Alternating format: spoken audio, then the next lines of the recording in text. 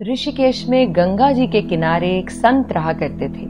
वह जन्मांध यानी जन्म से अंधे थे और उनका नित्य का एक नियम था कि वह शाम के समय ऊपर गगन चुंबी पहाड़ों में भ्रमण करने के लिए निकल जाते और हरि नाम का संकीर्तन करते जाते। एक दिन उनके एक शिष्य ने उनसे पूछा, बाबा आप हर रोज इतने ऊंचे ऊंचे पहाड़ों पर भ्रमण हेतु जाते हैं, वहां बहुत गहरी गहरी खाइयां भी हैं और आपको आंखों से दिखलाई नहीं देता, क्या आपको डर नहीं लगता? अगर कभी पांव लड़खड़ा गए तो? बाबा ने कुछ नहीं कहा और शिष्य को कहा कि शाम को तुम मेरे साथ चलना।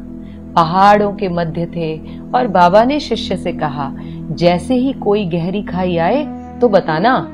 दोनों चलते रहे और जैसे ही गहरी खाई आई, शिष्य ने बताया कि बाबा गहरी खाई आ चुकी है। बाबा ने कहा, मुझे इसमें धक्का दे दो। अब तो शिष्य इतना सुनते ही सकपका गया।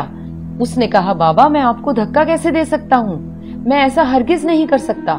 आप तो मेरे गुरुदेव हैं, मैं तो किसी अपने शत्रु को भी इस खाई में नहीं धकेल सकता। बाबा ने फिर कहा, मैं कहता हूँ कि मुझे इस खाई में धक्का दे दो, यह मेरी आज्ञा है और मेरी आज्ञा की अवहेलना करोगे तो नर्कगामी होगे।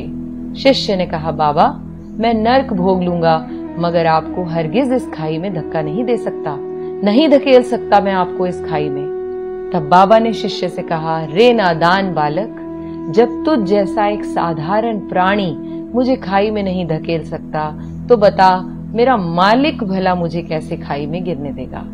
उसे तो सिर्फ गिरे हुओं को उबारना आता है, गिरे हुओं को उठाना आता है, वह कभी भी किसी को गिरने नहीं देता।